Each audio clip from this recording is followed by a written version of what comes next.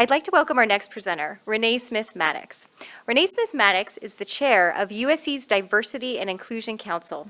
At the USC Suzanne Dworak-Peck School of Social Work, she serves as Clinical Associate Professor of Social Work and Vice Chair of Curriculum and teaches online and on-campus social policy and social work practice courses for the Department of Social Change and Innovation.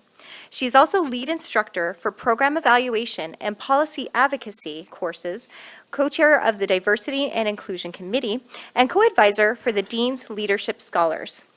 Through more than 20 years in social work education, research, mentoring, and nonprofit management, she has focused her efforts on diversity and inclusion in higher education and armed her students with the skills and motivation to be advocates for and designers of social change. Please help me welcome Dr. Smith-Maddox.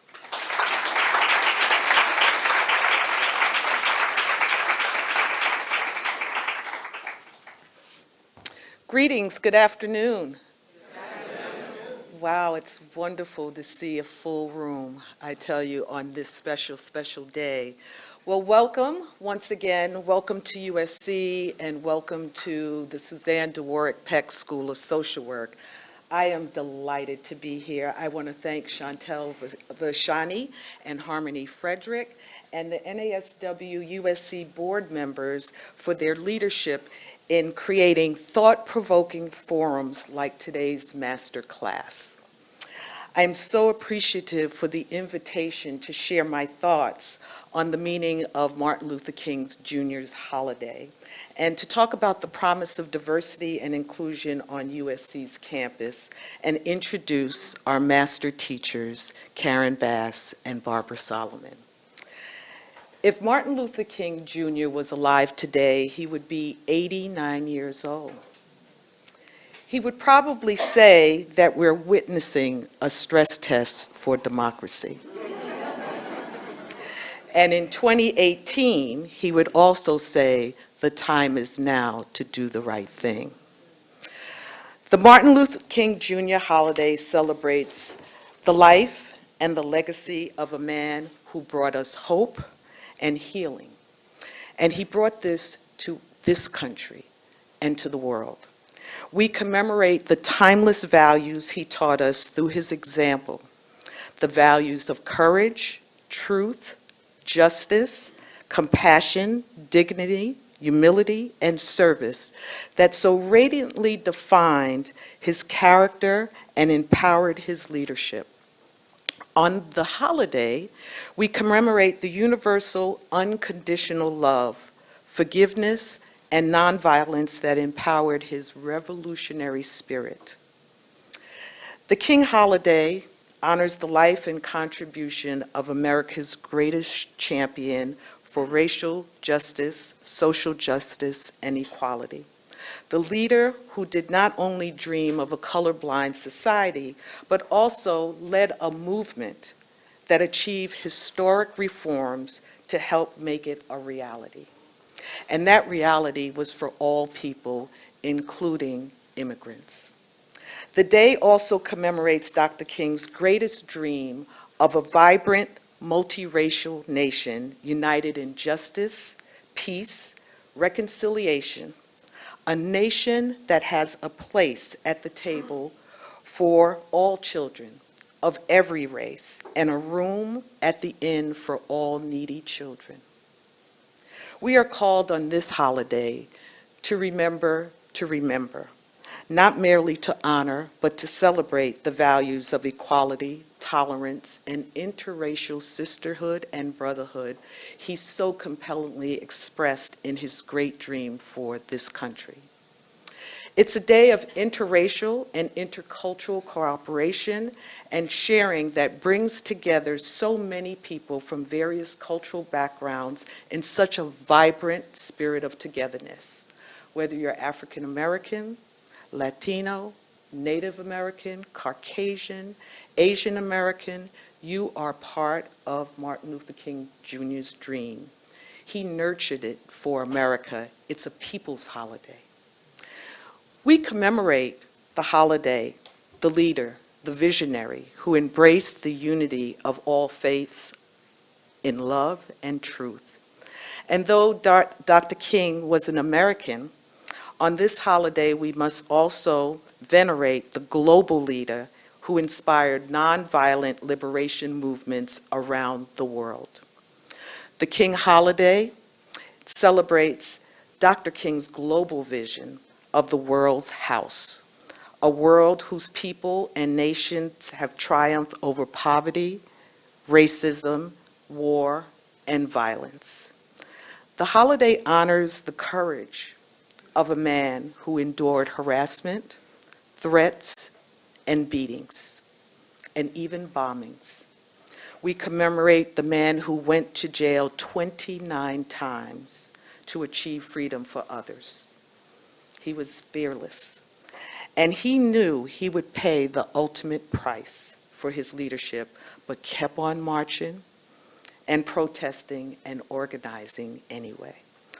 The holiday provides a unique opportunity to teach us all to fight evil, not people, to get in the habit of asking ourselves, what is the most loving way I can resolve this conflict?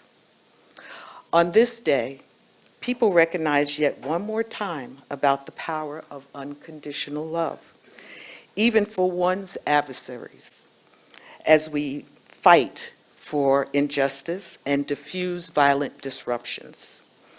It is time also, though, to be disruptive, a time to show the power of forgiveness, and it's a healing process for us all at the interpersonal as well as international levels.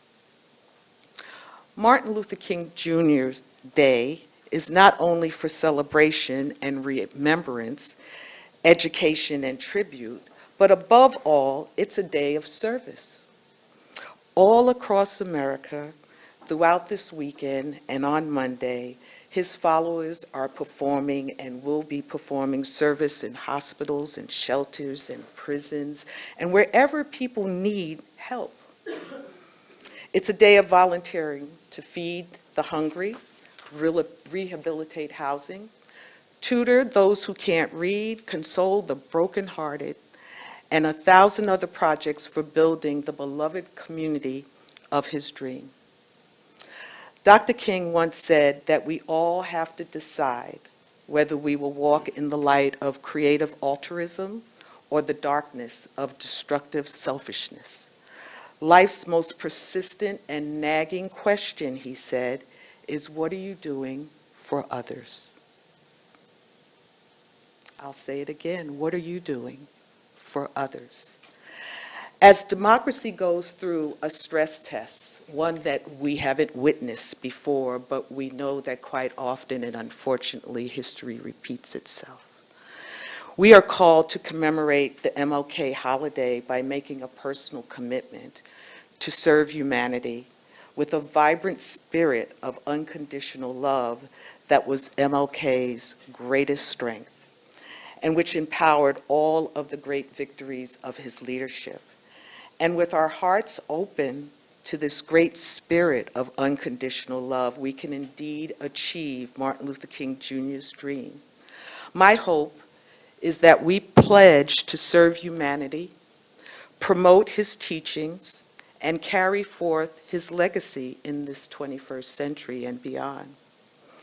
On USC's campus, I'm proud to say that President Nukias and Provost Michael Quick have made a commitment to diversity, inequity, and ensuring a campus climate that is inclusive for all. Under their leadership, there's a synergy among students, staff, and faculty. We have initiatives to increase access to higher education for disadvantaged, underrepresented, and first-generation students. We are building our capacity for diversity while simultaneously working to understand how diversity is tied to better leadership, positive change, student success, research, accountability, and more equitable hiring practices. Our commitment reflects our desire to enrich learning by embracing a broad range of ideas and perspectives and support for social justice. Yes, this is happening on this campus. The good news is we're well on our way. And as chair of the Diversity and Inclusion Council, if there was any time that I wanted to lead, this is the time. And it's the time for me to lead on this campus. The council members and I serve as an advisory council to the provost. The council works to ensure that we continue to make progress in such areas as data transparency, school-based diversity liaison, which I'm the diversity liaison for the Suzanne Dworak-Peck School of Social Work, as well as improve campus climate overall. This work is for the entire community. That includes students, faculty, staff, alum, and donors. I encourage anyone affiliated with this campus to get involved. We're transforming the campus to be better, and today's master class contributes to this work. You're in for a treat. I think that's why you decided to come. Well, we have the amazing Barbara Solomon, who is today's moderator. She's a living legend, a pioneer, an advocate, a consummate social worker, and a USC professor emerita. She's a change agent. Barbara Solomon, and I should say Dr. Barbara Solomon, earned her DSW from the USC Suzanne Dworak-Peck School of Social Work in 1966. In 1966,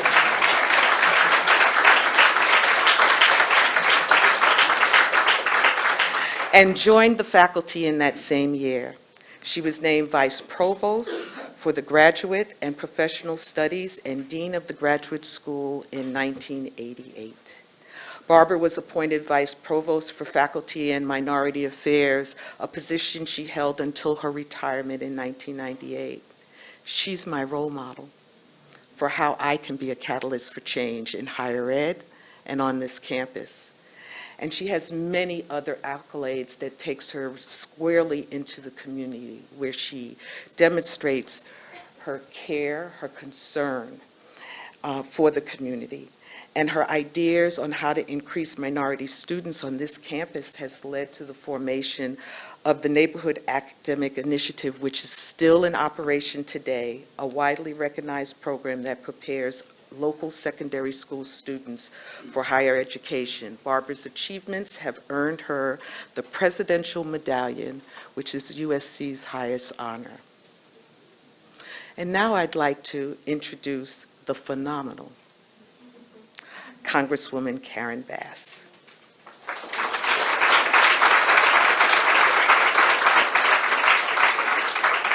She was re-elected to her fourth term representing the 37th Congressional District in November 2016.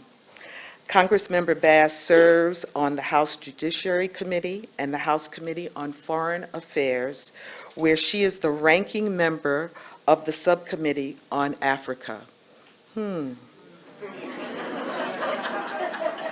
I'm sure she has something to say about that. She was selected by Democratic leader Nancy Pelosi to serve on the prestigious Steering and Policy Committee, which she sets the policy direction of the Democratic caucus as Organization Study and Review Chair. Congressmember Bass is also playing a leadership role in the Congressional Black Caucus, where she serves as the second vice chair for the 115th Congress.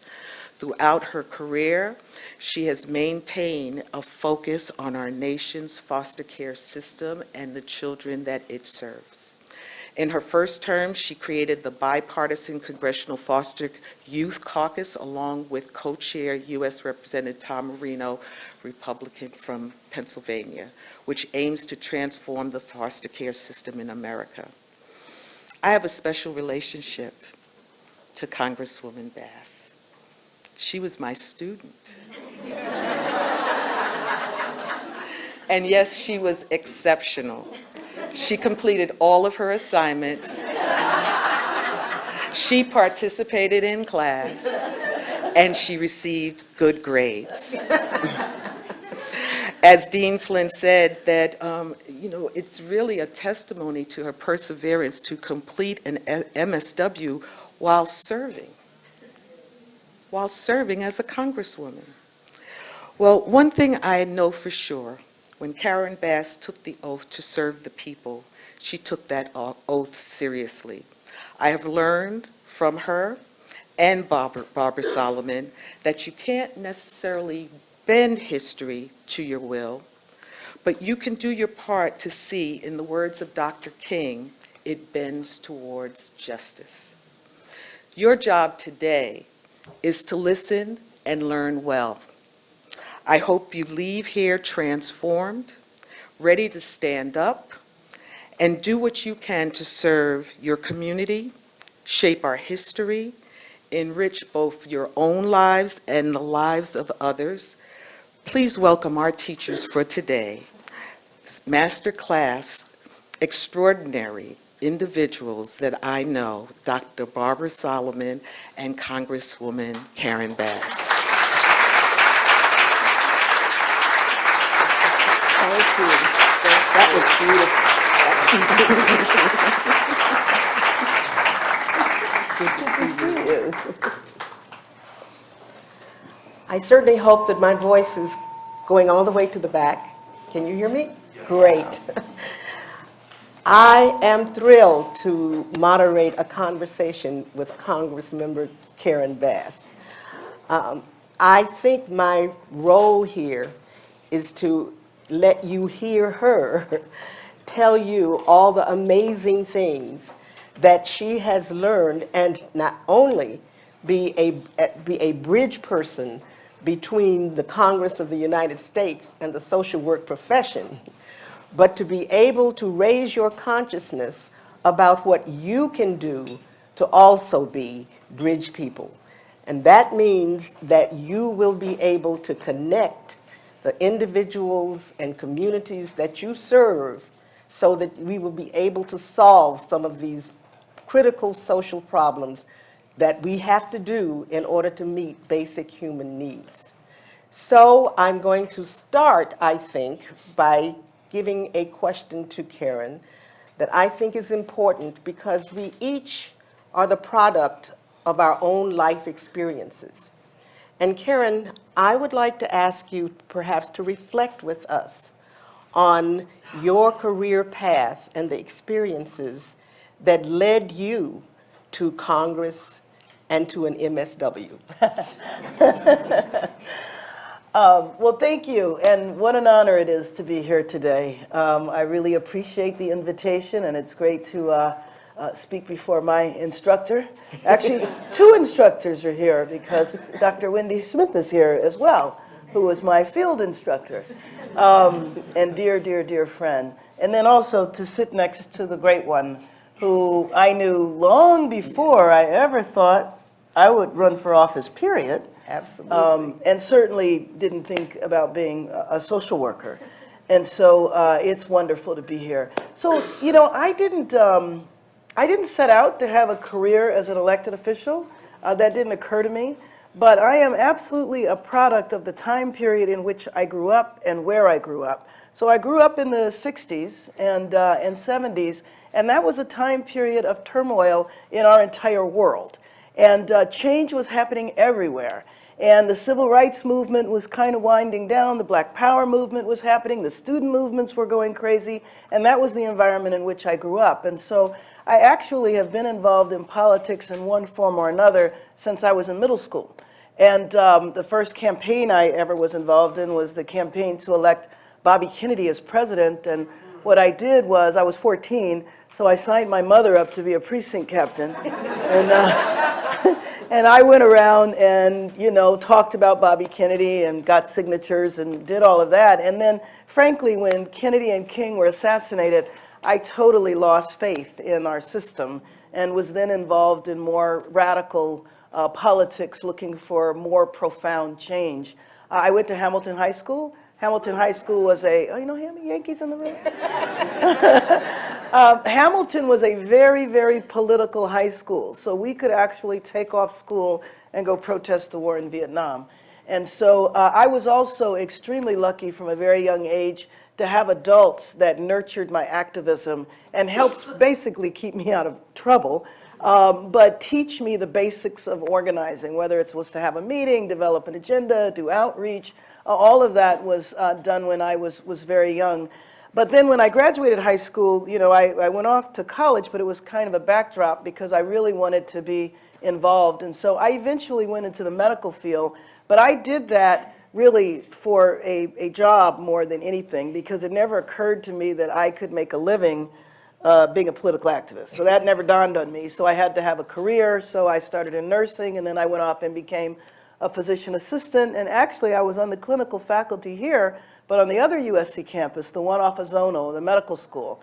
I worked there as a clinical instructor for a number of years. And then when the whole crack cocaine epidemic hit, I just became obsessed around crack. Prior to that, I was involved in the international arena. So while I was focused on freeing Nelson Mandela and ending apartheid in South Africa, at a certain point that became a contradiction when I found my own community was falling apart. So that's how I got involved. Most of the time I've never really quite known what I was doing, but I would just jump in and figure it out, you know, along the way. Well, I can tell you that how I met Karen was in the community after I'd actually left the School of Social Work, but was still doing things in the community. And at that time had a research grant to research family preservation. My director of the program said, there's someone you have to meet.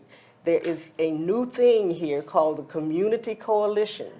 And if you care about the community, you need to meet her and her staff. And she took me over on Vermont Avenue, and I have never left in my heart that staff and those people.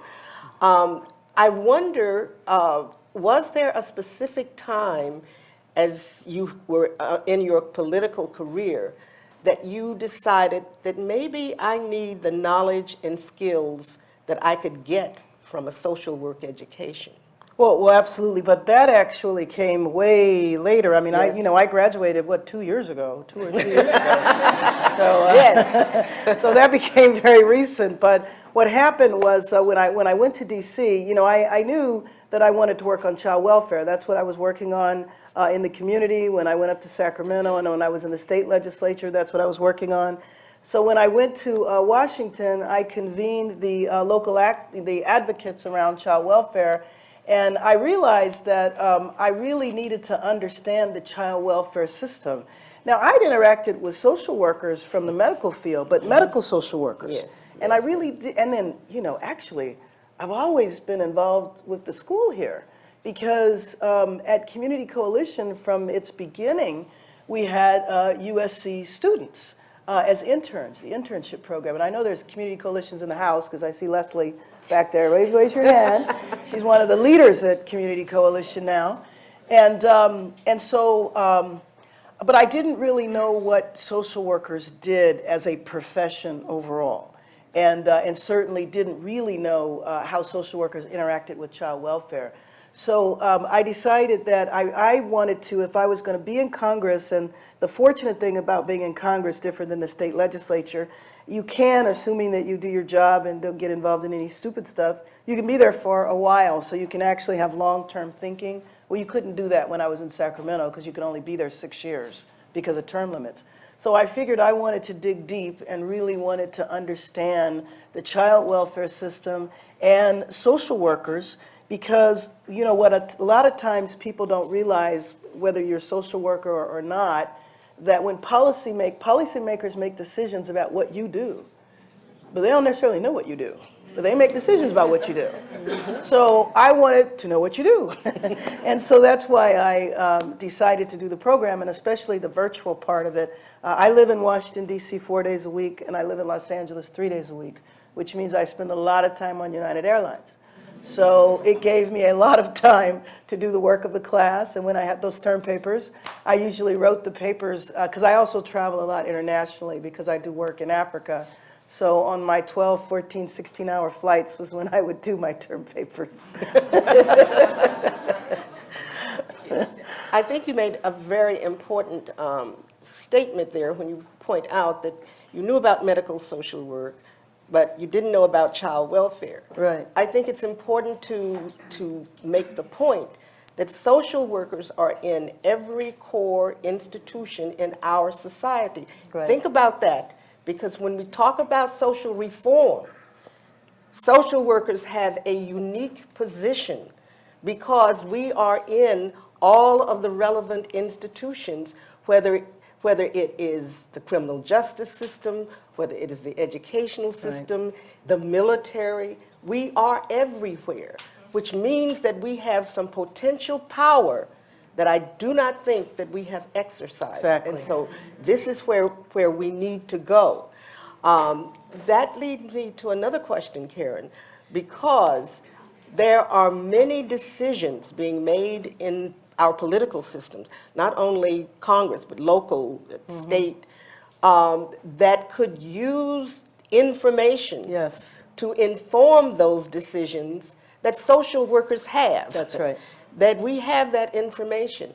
And I'm wondering, have you encountered instances where the information that we have could make a decision, did make a decision, or even potentially will make a decision? Can you talk to us a little bit about that? Yes, and I would agree with you, and it's not just the social work profession. I think there's a lot of professions that do not get involved in policy and don't recognize the impact that policy has on their profession. And so I always say this because I'm number one, I'm looking for help. So the more social workers are involved in policy, the easier it is for folks like me. But what you have is you have your expertise to bring to the table. And let me just paint a picture for you, okay? Because you're going to watch this play out this year. So you know that crazy tax plan that happened, right? And so one of the things about that tax plan was now it created this massive deficit. Now, some of these guys, and I say guys because they are guys, they're going to use this as an opportunity to restructure, I would call it gut, but restructure the social safety net. And they don't know what they are talking about. And so here is a very concrete role for everyone in this room to play now. So a decision was just made by, some of us refer to as 45 because we have a hard time saying his name. But they just made a decision that states can now require folks on Medicaid to work. And, you know, what are they thinking? I mean, you're on Medicaid, you know, typically because you have a health issue. And so now, but the view of people who need the social safety net is that they don't deserve it. There's some deficit as to why they need social services. And so everyone in this room is in a position to help teach policymakers what the social safety net is. Now, if we sit back and allow all of those crazy stereotypes and myths to happen, then all of us bear some responsibility in that. And people will often ask me, well, you know, how can I make a difference? It doesn't matter whether I send an email or make a phone call. It really does. Every single one of us track who calls our office, who emails our office. We all share that information with each other. And people call about the strangest stuff that they want me to be concerned about. But I have to pay attention if I get a lot of calls about something. And so everybody can play a role in that. You're going to hear all kinds of stuff about waste, fraud, and abuse in Medicaid, and Social Security, in Medicare, and of course in TANF.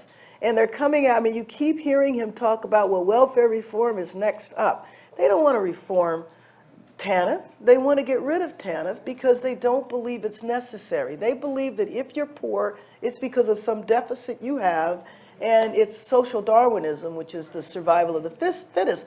That's the underlying philosophy. And I think it's always important to understand that there is an ideology that guides these decisions. They're not, even though we joke and say they're all crazy, they're really not. There's an ideology that is contrary to the very nature of social work. But that ideology is something that we have to actively refute, and you can refute it by your knowledge and experience. I think it is really important to also recognize, Karen, that there are primary social work settings, and then there are secondary social work settings, where social workers may be working in some other position, but your social work knowledge and skills become extremely important. I certainly found that out when I moved to central administration in this university, out of the School of Social Work, and I found that I got a lot of problems to solve that had nothing to do with my position as dean, but more right. as my position as social worker. Right. And I think just one example, I go over there and find out, I was acting dean at the time because the dean had gone to another position and they asked if I would come and be acting dean over there. And I definitely planned to come back to the School of Social Work at the end of the year. But I go over, and one of the first things I learn is that we have a fellowship program for PhD students, and all of the students who've gotten those fellowships have been white people. And I'm saying, wait a minute, now universities are actually having scholarships and fellowships specifically for minority students. And the staff said, well, the dean said that he was going to form a committee and that he was going to have the committees try to find, we're a private institution, so we have to find where we will get the funding to fund those scholarships. And I'm listening to this, and this is the first semester. At the end of the first semester, one of my staff came to me and said, we had some money left over in the fellowship account. Can you tell me what to do with it? Form a committee. I said, how much? Oh, well, it's about $200,000. Oh, my God. I said, and I get a chance to tell you what to do with it? I'm going to tell you what to do with it. Next semester, we are going to send an announcement to all of the schools that we have some opportunity fellowships that are to be given to any student who may have difficulty coming back next semester because they don't have the money. And most of those students were people of color. But it occurred to me at the time I had to make the decision as to whether I was coming back or whether I was going to stay, that sometimes you can do your social work in places where you don't have the title. And I think this is extremely important to recognize.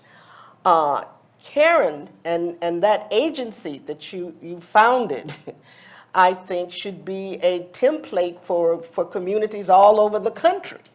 But here again, it's in South Central Los Angeles, but it has done some wonderful things that would be defined as social work by anybody who knows exactly what you are doing. And so I'm concerned about the fact that we have examples of things.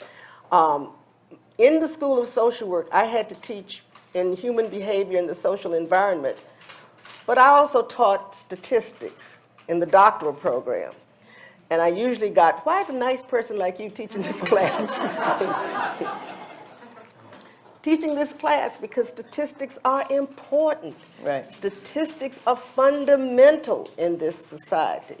I actually, first day of classes, asked students, it's a 3-hour class, and to lecture 3 hours with a little 15-minute break, I said to the class, after having come to about halfway, I said, you can take your break right now and come back, or we can go for maybe another 30, 45 minutes and you can go home.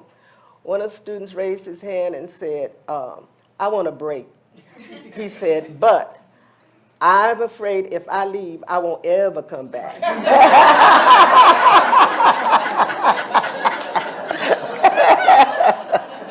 Under the circumstances, I discovered something that took me, and as dean of the School of Social Work, when the provost said to me, Barbara, we need to really recruit more minority faculty, and I know that they are value added to the university, but I'm not sure how to make that clear to people.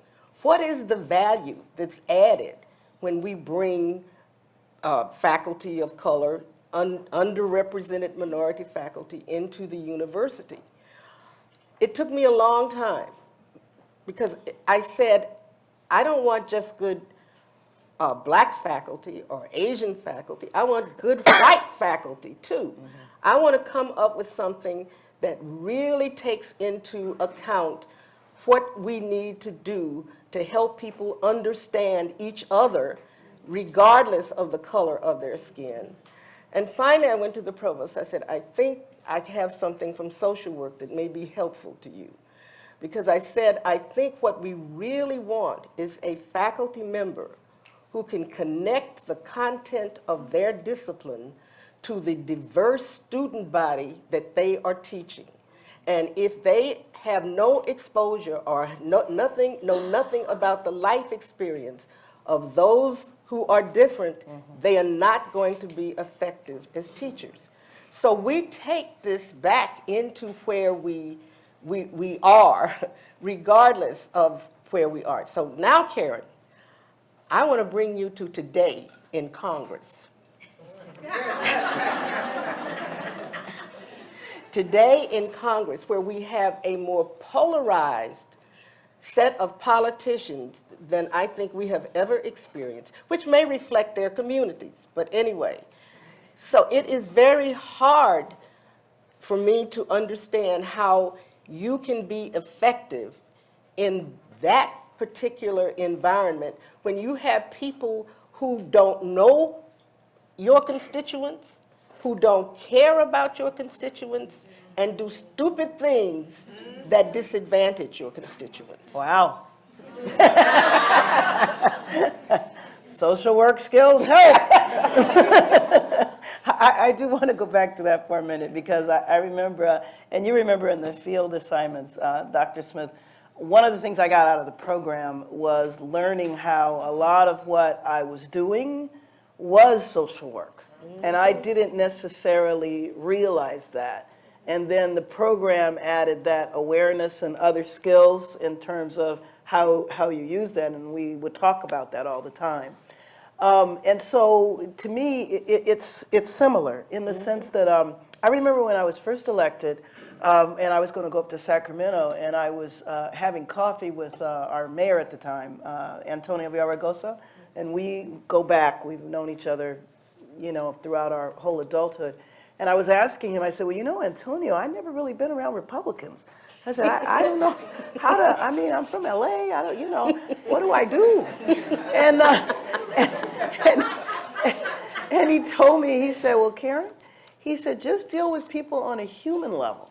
Just deal with them on a human level. Don't deal with, you know, what they might be thinking about this issue or that issue. You know, most people are parents and talk about their families and their kids and all of that. And that really does work. I mean, I've carried that now. I'm in my 13th or 14th year in office. And I've carried that, and it has been consistent, you know, the whole way, which is you establish an emotional connection, you establish a human connection, and then you compartmentalize. And the compartmentalization is really important. Because there are, the other thing that I always say is that I keep my eyes on the prize. I know what I'm after. I know where I'm trying to go. I know what I'm doing or why I'm doing it. And so then, you know, I can deal with people with a lot of different perspectives. Now, at the end of the day, I'm only human. So sometimes I do have to, like, remove myself. You know, I mean, I was sitting in judiciary one day, and I'm not a lawyer, so, you know, judiciary is tough for me. And at that time, the Republicans hadn't appointed any women at all to the Judiciary Committee. So to listen to 25 men talk about abortion for 4 hours was just a little more than I could take. So I have to compartmentalize by getting up and removing myself from the room. But even in today's situation where we're dealing with somebody who for the first, well, I don't know, I don't think it was the first time in history, but the first time in recent history that we have somebody in the White House who's not well. And I think people understand that more now, but truly not well, and certainly not competent.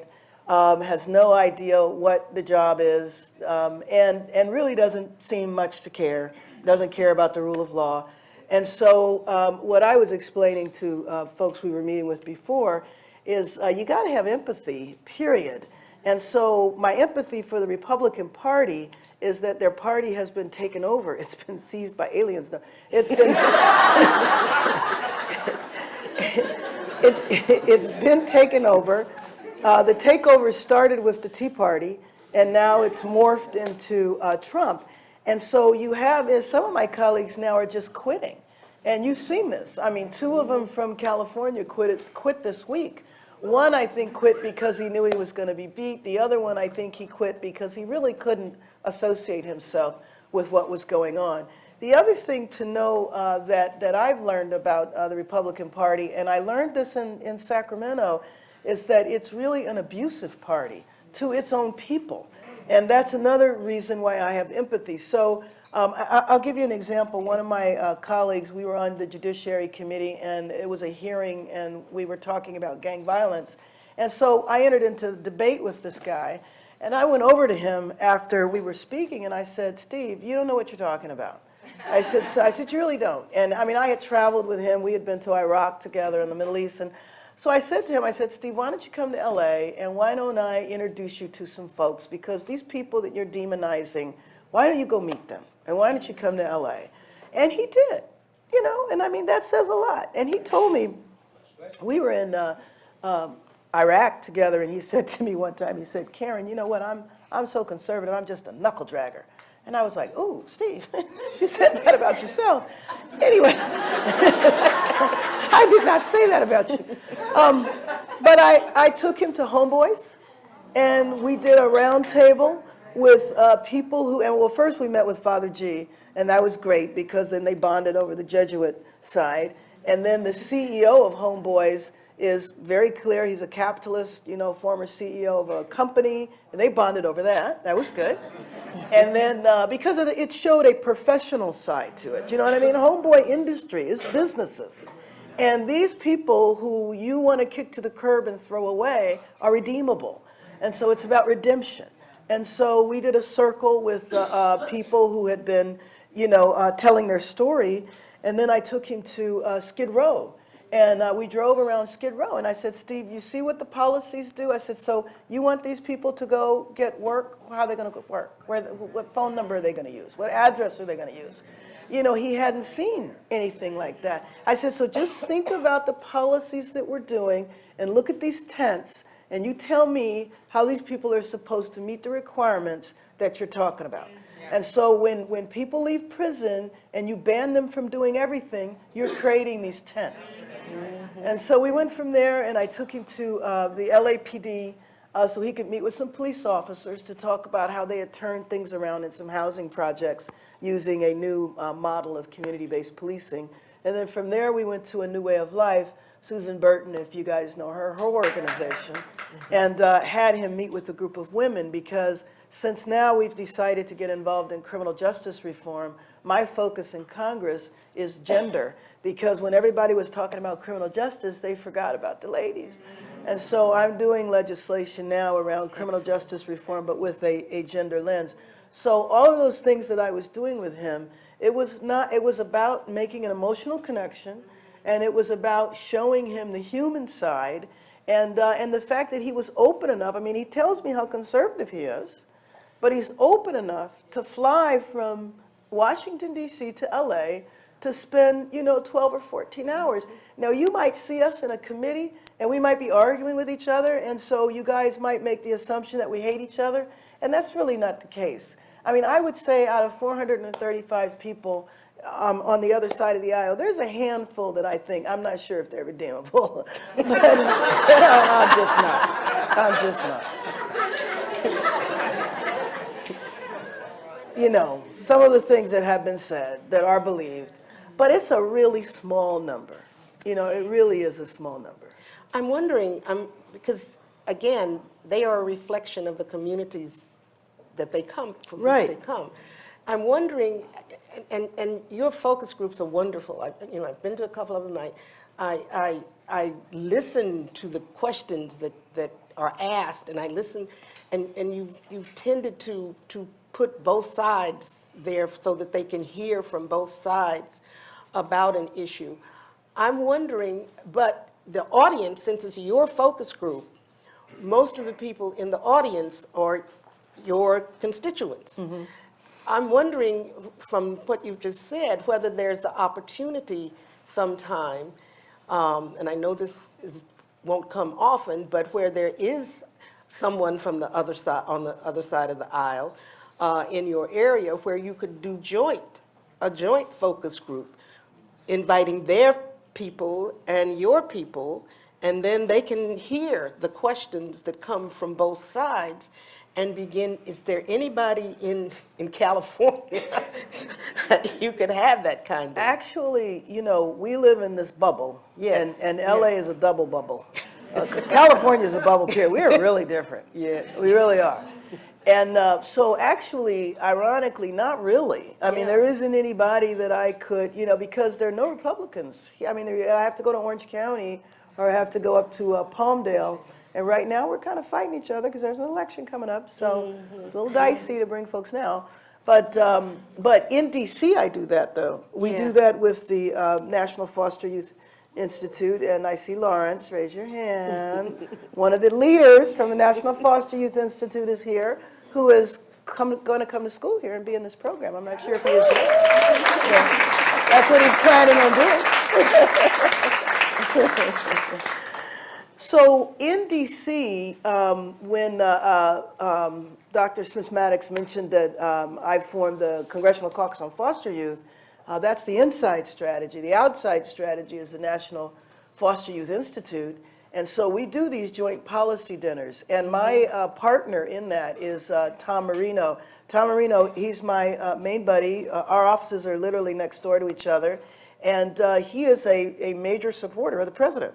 As a matter of fact, the president wanted to appoint him as drug czar. Tom and I are good friends. I've been to Pennsylvania, spent time with his family. He's come to LA, brought his family here. And, but that's, you know, the compartmentalization. I try not to in public talk about his guy, just like, I mean, not with him in public, I talk about it all the time. With him, I try not to. And when Obama was president, it was the same thing. You know, he didn't really talk about Obama in front of me. So, so we do that. And now, because of the opioid issue, see, we're at a particular moment in time now, because the crack cocaine epidemic disproportionately impacted the African American population and then the Latino population. The opioid issue is disproportionately impacting the white population. And so now, to me, that presents an opportunity to bring people together and say, okay, let's not, because what I've said to my colleagues is that, hello, we got a little experience with this. And don't make the mistakes we did. Don't lock everybody up. But nobody's talking about locking people up this time around. There's a lot of empathy, concern about drug treatment and all those things. But they're taking the kids away. So the foster youth population is really increasing because of the opioid situation. So I'm trying to capture that. I haven't quite figured it all out yet. This is what we're struggling with now. But how to capture that as a way to bring us together. Democrat, Republican, you know, cross ethnicity, to bring us together to say, from kind of the black and brown side, we have experience at this. You know, use our experience, don't make the same mistakes. And also, don't just take all of the kids away. Let's use this as an opportunity to say, how do we go about this situation differently? Excellent. I think this whole emphasis on criminal justice now is really important, and it has been around for a long time. Prison reform, you know, I'm remembering Angela Davis, I'm remembering all of those efforts to reform prisons, and we haven't gotten very far. I had an experience years ago. My husband is from Central America, and we've been down in Honduras, which is a terrible country, which is one reason he's out of there. But at any rate, I was interested in social work and there and what they were attempting to do. And they said, oh, you should see what we're doing in our prisons. It's ironic since now the prisons are absolutely terrible. But then they said, if you want some souvenirs to take back, the best place to get them is in the prison. I said, what do you mean? Said, go. They have a lot of souvenirs that you can purchase there. The National Prison in Tegucigalpa was in the center of the city, gun turrets all around, this enormous concrete facility. Go in, open doors, and the first thing they do is they take away everything but your pocketbooks, your purses, and you go in, and it's like you were in Tijuana somewhere. There's shops all around the prison yard.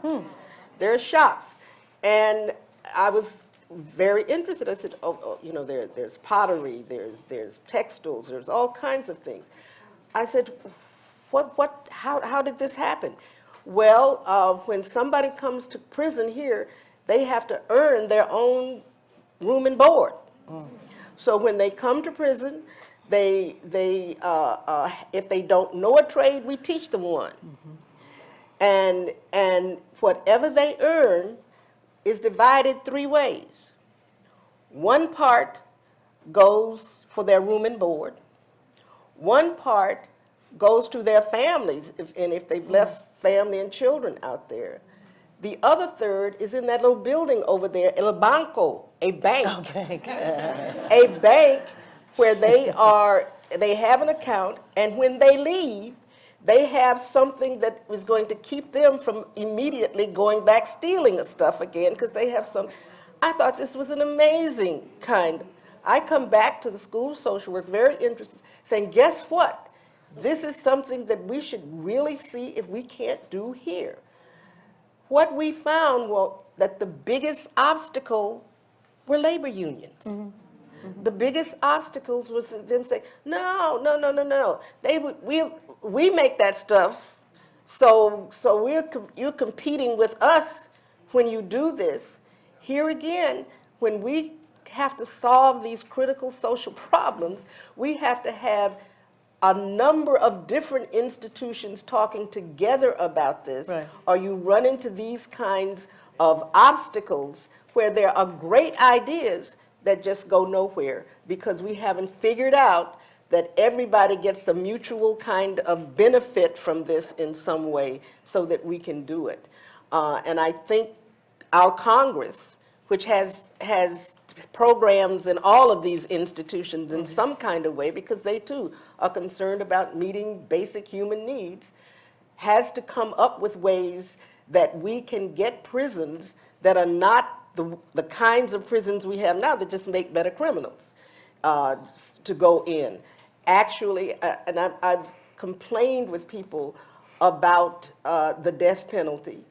The numbers, now that we have DNA testing, we've found that they have executed a lot of people who shouldn't have been executed. And I've said, if my daughter is raped and brutally murdered, I not only want her to go, the person who did it to get to be executed, I want to pull the lever myself. I want to do it, but I want to live in a country that won't let me do it. I want to live in a country that won't let me do that because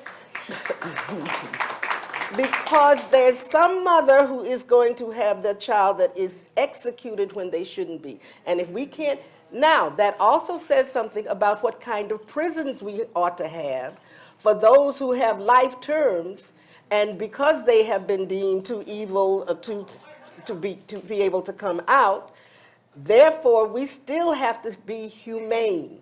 We still have to be humane and even help them to create a community so that for the rest of their lives they can at least see some worth living. And that is a social work perspective. When I went into the MSW program at Berkeley in 1954, in 1954, there was a correction specialty. Right. There was a correction specialty. But when we turned prisons into punishment instead of rehabilitation, social work disappeared.